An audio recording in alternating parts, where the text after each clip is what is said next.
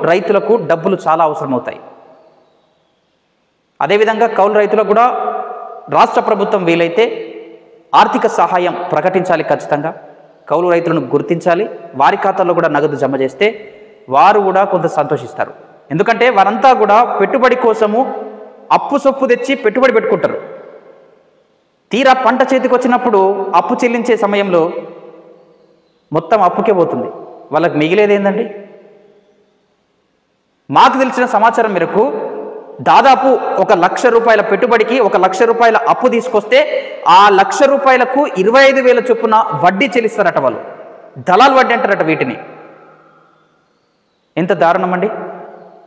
రైతులకు, కౌలు రైతులకు బ్యాంకులలో కూడా రుణాలు ఇవ్వరు. ఎందుకంటే వారి దగ్గర పట్టా ఉండదు కదా, ఏదన్నా పెట్టాలి కదా మనం సపోర్ట్గా. సో కాబట్టి ప్రభుత్వాలు వీరిపై దృష్టి సారించాల్సిన అవసరం ఉంటుంది.